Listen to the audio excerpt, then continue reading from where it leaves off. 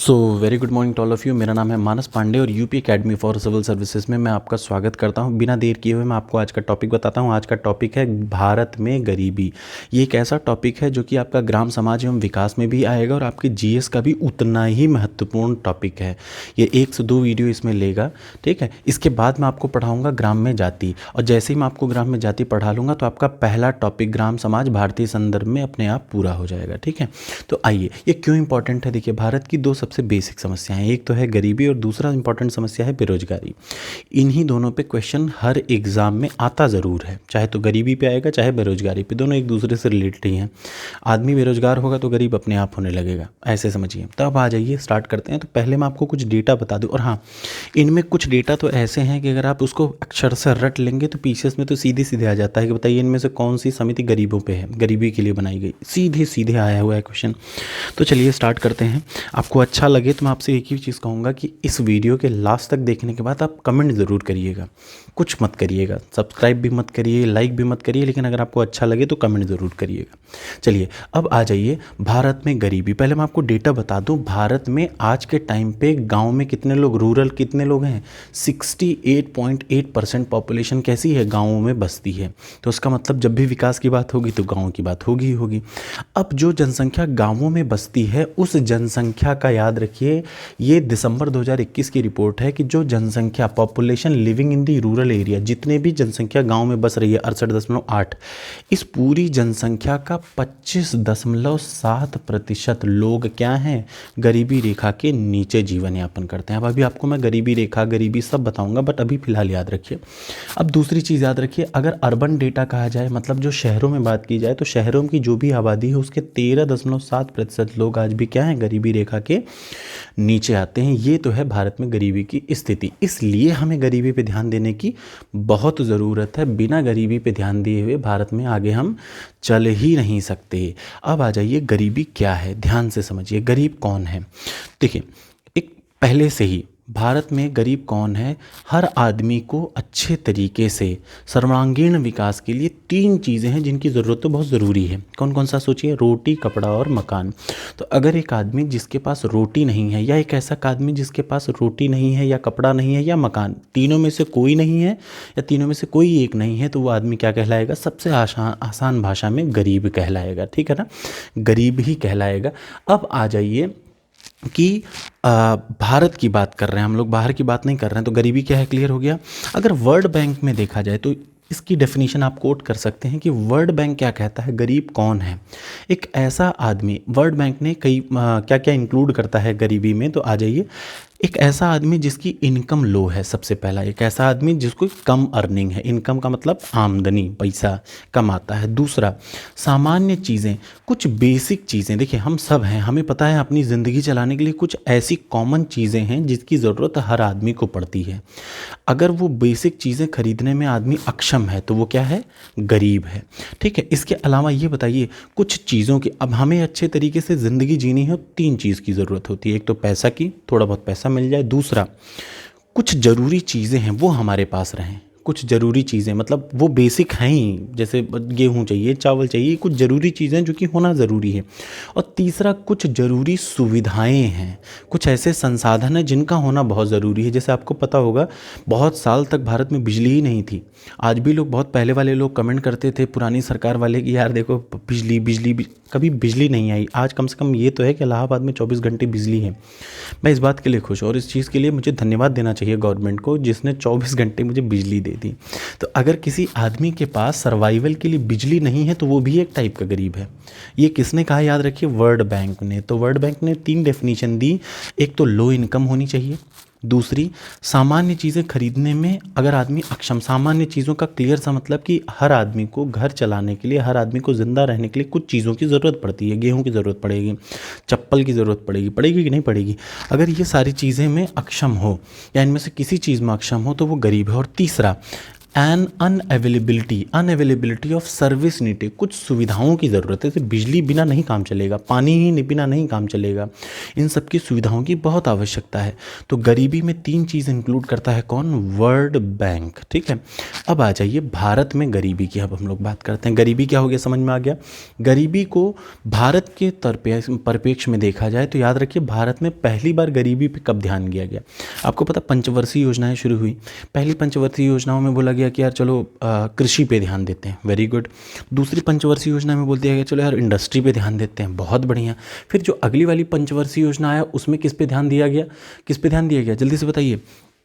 चलो ठीक है, मिक्स करते हैं, आगे आ जाते हैं। फिर सेल्फ रिलायबिलिटी पे काम करते हैं। उसके बाद और क्या ध्यान दिया गया, जो चौथी वाली आई, ग्रोथ विथ स्टेबिलिटी पे ध्यान दिया लोगों ने। ठीक है, ग्रोथ भी हो और स्टेबिलिटी भी हो और सेल्फ रिलायंस भी हो। जब गरीबी की बात करते हैं तो मेरा मेन गरीबी है, तो गरीबी कौन से पंचवर्षीय योजना में पहली बार भारत में कॉन्सेप्ट आया, तो याद रखिएगा 1974 से 79 की जो पंचवर्षीय योजना था उसमें 2 नारा दिया गया। कौन सा नारा दिया गया? 5वीं पंचवर्षीय योजना में पहली बार गरीबी शब्द का यहाँ पे लोगों ने थोड़ा सा ध्यान देना शुरू किया। क्या? 2 लक्ष्य रखे गए, एक तो गरीबी हटाओ, पॉवर्टी रिमूवल, और दूसरा आत्मनिर्भरता, सेल्फ रिलायंस। तो आपसे पूछा जाएगा कि पहली बार गरीबी पे चर्चा किस उसमें की गई, कौन से पंचवर्षीय योजना में, तो याद रखिएगा 5वीं पंचवर्षीय योजना में पहली बार गरीबी की बातचीत की गई। ठीक है, ये हो गया अगला पॉइंट। अब आ जाइए भारत में गरीबी का पूरा आकलन कौन करता है, कौन रिलीज़ करता है, गरीबी से रिलेटेड सारे डेटा कौन रिलीज़ करता है, तो याद रखिएगा भारत में गरीबी से रिलेटेड सारे डेटा नीति आयोग रिलीज़ करता है। नीति आयोग किससे मांगता है डेटा, तो याद रखिए अगर गरीबी की बात करते हैं तो नीति आयोग डेटा मांगता है नेशनल सैंपल सर्वे ऑफिस से। किससे मांगता है? यही कलेक्ट, जो डेटा कलेक्शन है वो उसका वो किसका काम है? नेशनल सैंपल सर्वे ऑफिस का। याद रखिएगा ये बहुत ज़रूरी है। नीति आयोग किससे डेटा लेता है? नेशनल सैंपल सर्वे ऑफिस से डेटा लेता है। तो अगर गरीबी का डेटा उठाना होगा तो कौन उठाएगा? National sample survey office. ये कौन सी मिनिस्ट्री में आता है ये जानना बहुत ज़रूरी है। Ministry of Statistic and Programme Implementation. अगर हिंदी में बोलें तो ऐसा समझिए, आप इसको अंग्रेजी और हिंदी दोनों में रटना इसलिए ज़रूरी है, संस्थानों के नाम कभी कभी और अधिकतर यही होता है इंग्लिश में ही दे दिया, अब आप उसको हिंदी में कन्वर्ट करते रहिए, इसलिए नाम ज़रूर याद रखिए। इसको मैं बोल दूँ तो ये कौन सा मंत्रालय है, याद रखिएगा सांख्यिकी एवं कार्यक्रम समन्वयक मंत्रालय। समझ रहे हैं ना? कार्यक्रम समन्वयक मतलब प्रोग्राम इम्प्लीमेंटेशन, जो इम्प्लीमेंट कर दे वो मंत्रालय। मॉस्फी का मतलब Ministry of Statistic and Programme Implementation. और ये इसके अंडर में कौन आता है? एनएसएसओ। एनएसएसओ डेटा किसको देता है? नीति आयोग। तो नीति आयोग इस डेटा को क्या कर देता है? रिलीज़ कर देता है। तो याद रखिए भारत में गरीबी का डेटा कौन रिलीज़ करता है? नीति आयोग रिलीज़ करता है। ये हो गया भारत में गरीबी। ठीक है, एक बेसिक चीज़ है। अब मैं आपको बताता हूँ कुछ बेसिक टर्म्स के बारे में, फिर हम लोग आगे बढ़ेंगे। आइए अगला टर्म, एक एक चीज़ को लिखिएगा, बहुत ज़रूरी है। अब आ जाइए गरीबी के मापन में। गरीबी क्या हो गई ये आप समझ गए। अभी कुछ डेटा मैंने इधर लिखा है, कुछ डेटा उधर, उनकी बारी आने दीजिए, लेकिन फिलहाल बीच वाले में समझिए। गरीबी को अब मापना है। गरीबी क्या हो गई ये समझ में आ गया। वर्ल्ड बैंक ने क्या डेफिनेशन दी वो समझ में आ गया। भारत में कौन रिलीज़ करता है डेटा? नीति आयोग करता है। किससे लेता है? नेशनल सैंपल सर्वे ऑफिस से लेता है। ये कौन सी मिनिस्ट्री में आता है नेशनल सैंपल सर्वे ऑफिस? तो याद रखिएगा Ministry of Statistics and Programme Implementation में आता है। अब बात करें, हिंदी अंग्रेजी दोनों में पढ़ा रहा हूँ, प्लीज़ थोड़ी बहुत आगे पीछे होगी एक आध पॉइंट में, अदरवाइज मैं बाइलिंगुअल ही पढ़ाता हूँ। अब आ जाइए गरीबी को मापना है, ये बहुत ज़रूरी है। ठीक है, गरीबी को कैसे मापा जाता है? तो याद रखिए गरीबी को मापने के 2 तरीके हैं, बहुत ध्यान से समझिए। गरीबी क्या है समझ में आ गया। एस्टिमेशन का मतलब मापना। कैसे मापे जाते हैं? तो 2 तरीके हैं, याद तो रखिए। एक तो है इनकम, पहला क्या है? इनकम, और दूसरा है कंजम्पशन एक्सपेंडिचर। मैं हिंदी में भी बता रहा हूँ, बिल्कुल परेशान। इनकम का मतलब आय और कंजप्शन का मतलब उपभोग खर्च। याद रखिएगा, इनकम का मतलब आय, कंजप्शन एक्सपेंडिचर का मतलब उपभोग खर्च। बहुत ही इंपॉर्टेंट चीज़ है। देखिए 2 तरीके से गरीबी को हम लोग नाप सकते हैं। एक तो क्या है, आय के हिसाब से नापें, और दूसरा किसके हिसाब से नापें? उपभोग के। उपभोग का मतलब खाने पीने की चीज़ों में कौन कौन सी चीज़ें हैं उस टर्म में नापें। तो अब बात आती है, देखिए दो तरीके हैं, ये पूरे वर्ल्ड में बात कर रहा हूँ, पूरे वर्ल्ड में गरीबी नापने के दो तरीके हैं। तो भारत ने कौन सा तरीका अपनाया है, याद रखिए, भारत में जो गरीबी नापी जाती है वो कंजप्शन एक्सपेंडिचर के आधार पर नापी जाती है। समझ में आ गया? पहली चीज़, गरीबी को मापना है तो कैसे मापेंगे? दो तरीके हैं, एक तो इनकम का मतलब आय, कौन लोग कितना कमाते हैं उसकी आय, और दूसरा क्या है, कंजप्शन, खर्चा कितना होता है, कुछ गिनी हुई उपभोग की वस्तुओं में खर्चा कितना होता है। जैसे मैंने बोला ना कि हर आदमी को ज़िंदगी जीने के लिए कुछ बेसिक चीज़ों की ज़रूरत पड़ती है, उन बेसिक चीज़ हर आदमी को पड़ती है। ये कॉमन सा है कि दुनिया में, जैसे मैं भी हूँ तो मैं भी दाल चावल खाता हूँ, अंबानी भी दाल चावल खाता होगा, है कि नहीं, मतलब वो भी खाते होंगे विद ड्यू रिस्पेक्ट।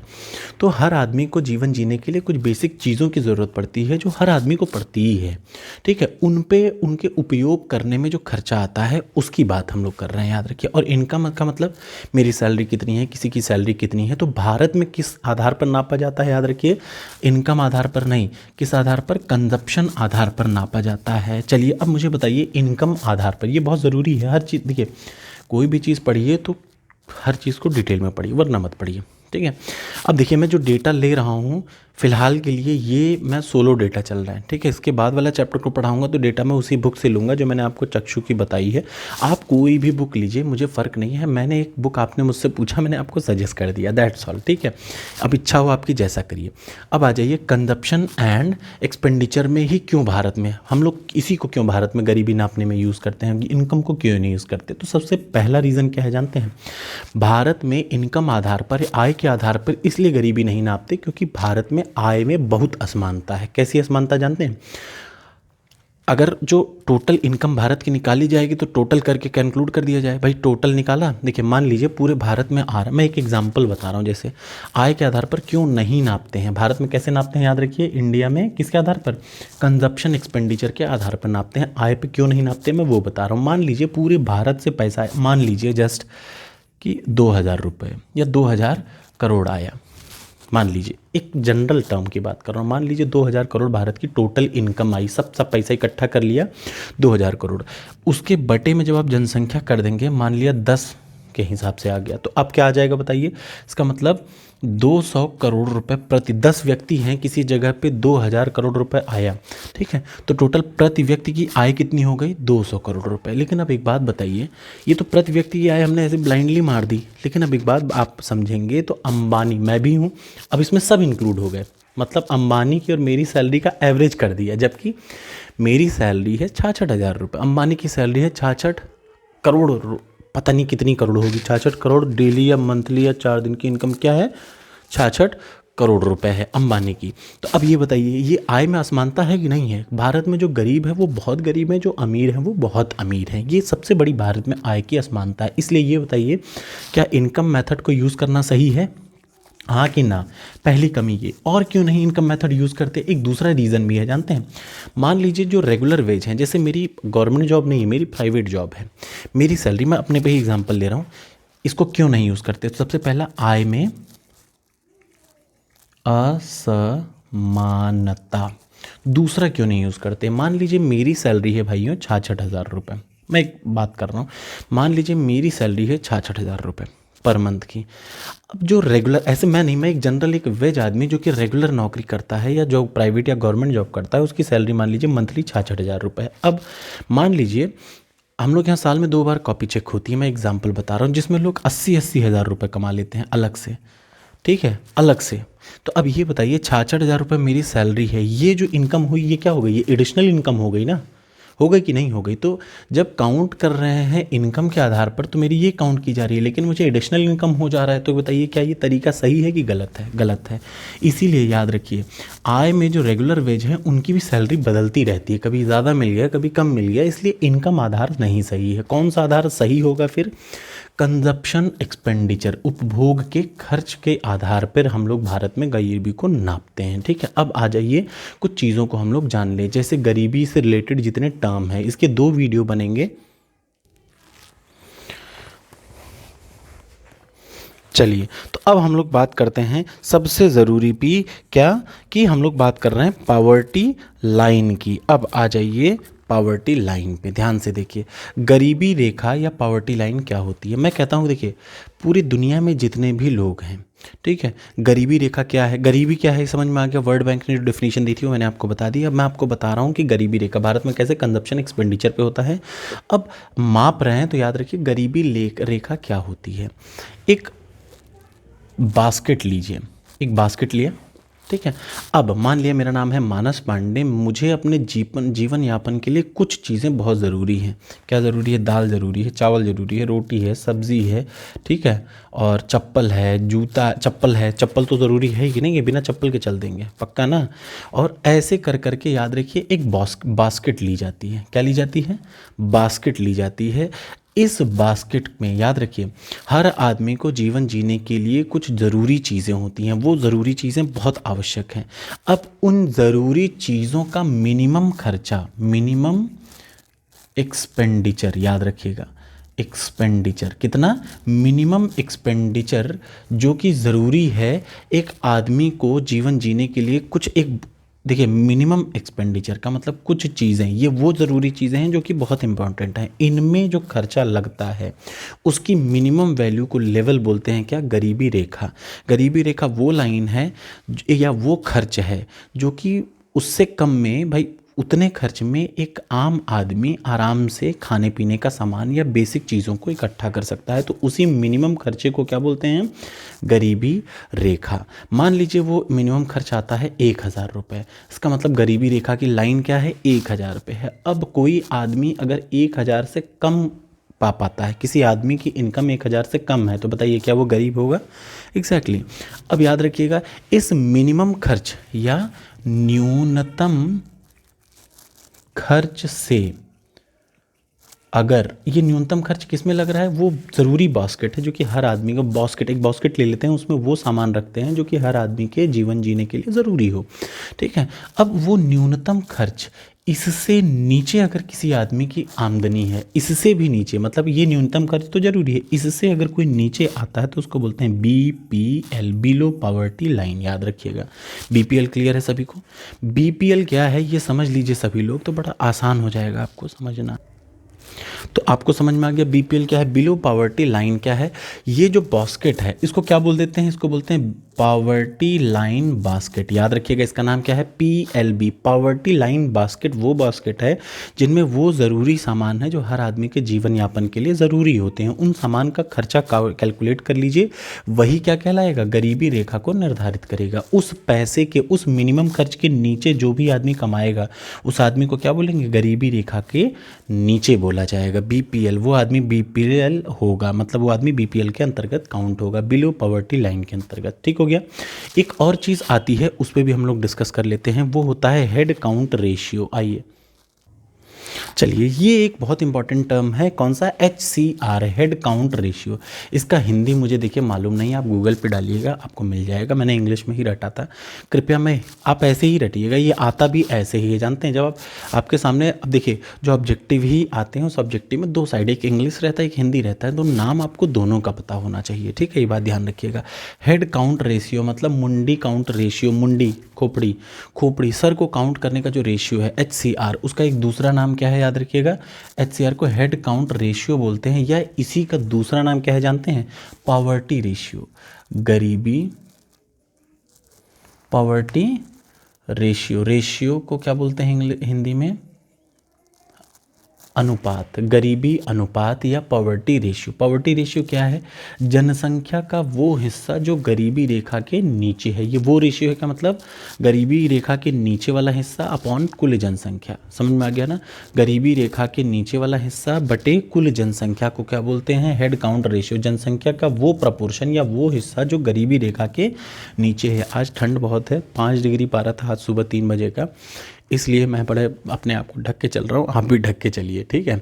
ये होता है हेड काउंट रेशियो, ये होता है गरीबी का एक और आयाम। तो अभी हम लोगों ने क्या क्या पढ़ लिया, हम लोगों ने पढ़ लिया गरीबी रेखा क्या होती है। गरीबी रेखा कैसे डिसाइड होती है, पॉवर्टी लाइन बास्केट से। वो बास्केट में वो चीज़ें रखी रहती हैं जो हर आदमी के जीवन जीने के लिए बड़ी ज़रूरी हैं, उसका कितना खर्च आएगा, उसका कितना खर्च आएगा वही निर्धारण करता है गरीबी रेखा के, उसके नीचे जो हो उसको बिलो पॉवर्टी लाइन। एक और चीज़ हो गया हेड काउंट रेशियो, मुंडी काउंट रेशियो, इसका दूसरा नाम क्या है, है गरीबी अनुपात या गरीबी रेशियो या पॉवर्टी रेशियो। इसकी वैल्यू क्या होती है, जनसंख्या का वो हिस्सा जो कि गरीबी रेखा के नीचे है।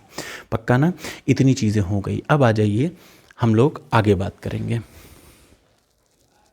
चलिए एक और बहुत ज़रूरी चीज़ कि याद रखिएगा, भारत में जो, अब ये तो समझ में आ गया गरीबी को मापना है, ठीक है, उसके टर्म समझ में आ गए। अब मैं एक और बात बता रहा हूँ, ये छोटी सी, उसके बाद आज की क्लास ही खत्म होगी। ये चीज़ें याद रखिए, सब एक ही पार्ट है, ये 2 या 3 हिस्सों में अब आगे बढ़ सकता है। फिलहाल एक बात याद रखिए, जो गरीबी मापन है वो आप तो ये तो समझ में आ गया। गरीबी मापन में आपको एक और चीज़ समझ में आ गई, BPL। BPL क्या है, गरीबी रेखा के नीचे वाली जनसंख्या या गरीबी रेखा के नीचे वाले लोग। अब अगर मैं बात करूं कि इसका जो डेटा उठाया जाता है, डेटा का मतलब मुझे काउंट करना है कितने लोग BPL है या नहीं है, ये तो ये कौन करेगा, याद रखिए। तो जो BPL का सेंसस होता है ये किसके अंडर में वो होता है, याद रखिएगा, मिनिस्ट्री ऑफ रूरल डेवलपमेंट, ठीक है, ग्रामीण विकास मंत्रालय में। अब ये सब बड़े इंपॉर्टेंट डेटा, ये एग्जाम में सीधे सीधे आते हैं। और एक और याद रखिएगा, ये जो डेटा है या जो ये जनसंख्या है, BPL की जो जनसंख्या है, ये कैसे कैलकुलेट होती है, याद रखिए। कौन कैलकुलेट करता है, याद रखिए, हम लोग राज्यों की मदद से कराते हैं, लेकिन कैसे कलेक्शन होता है, जो NSSO होता है, NSSO नेशनल सैंपल सर्वे, वो इसका कैलकुलेशन हर 30 दिन पे होता है। ये बात ध्यान रखिए, गरीबी रेखा का निर्धारण के लिए हर 30 दिन पे, 30 दिन में काउंटिंग होती है, हर 30 दिन पे, मतलब 30 दिन की बात हम लोग करेंगे। ये बात बार बार याद रखिए, सबसे ज़रूरी है। जो डेटा उठाया जाता है वो 30-30 दिन का उठाया जाता है। कितने दिन का डेटा उठाया जाता है, डेटा जो कलेक्ट किया जाता है गरीबी के लिए वो 30 दिन का डेटा उठाया जाता है। ये 3 बार आया है क्वेश्चन बड़े बड़े एग्जाम में। बड़े बड़े लोग हर चीज़ पढ़ लेते हैं, लेकिन ये बेसिक चीज़ें नहीं पढ़ते, इन सबको ज़रूर पढ़िए, ये आएगा ज़रूर, ठीक है। 30 दिन का डेटा उठाते हैं कौन, NSSO उठाता है, किसके लिए, इस सब के मापने के लिए, ठीक है। अब उसके बाद BPL की कौन, ये देखिए NSSO उठाता है, याद रखिए, NSSO किसके अंडर है, मिनिस्ट्री ऑफ क्या, मॉस्फी के अंतर्गत में है, वो करता है। ये BPL का इवैल्यूएशन कौन करता है, तो याद रखिए BPL को काउंट करता है कौन, मिनिस्ट्री ऑफ रूरल डेवलपमेंट के अंतर्गत आता है। लेकिन NSSO जो है वो किसके अंतर्गत में है, मॉस्फी के अंतर्गत में है। और NSSO जो जाता है वो कितने दिन का डेटा उठाता है, याद रखिएगा 30 दिन का डेटा उठाता है गरीबी रेखा के लिए। कौन सा मेथड से, कंजप्शन मेथड से। तो कंजप्शन के लिए कितने दिन का डेटा उठाता है, 30 दिन में कितना कंजप्शन किया, ठीक है। तो चलिए अगले वीडियो में हम लोग मिलेंगे अगले पॉइंट के साथ, जो कि हम लोग बात करेंगे कितने टाइप की गरीबी होती है और कौन कौन सी समितियां हैं, ठीक है। एक बात और बता दीजिए, भारत में, अब आपको ये तो पता होगा, पहली बार गरीबी हटाओ प्लान कब आया, 5वां 5th 5 ईयर प्लान में आया 1974 से 79। देखिए मैं भगवान नहीं हूँ, हो सकता है मुझसे भी कहीं कोई छोटी मोटी गलती हो जाती होगी, तो प्लीज़ मॉडिफाई करती है, मुझे इसमें कोई समस्या नहीं। मुझे बड़ा अच्छा लगता है जब आप में से ही कुछ लोग उठ के कुछ लोगों का जवाब देते हैं, मुझे इसमें बड़ा अच्छा लगता है। तो आप दिया करिए। मेरे जितने भी सब्सक्राइबर 18,000, मुझे पता है वो सब जेन्युइन हैं, वो प्लीज़ वो बने रहें। मुझे बहुत ज़्यादा की ज़रूरत नहीं है, जितने हैं उतने ही सेटिस्फाइड रहें बस। Thank you so much.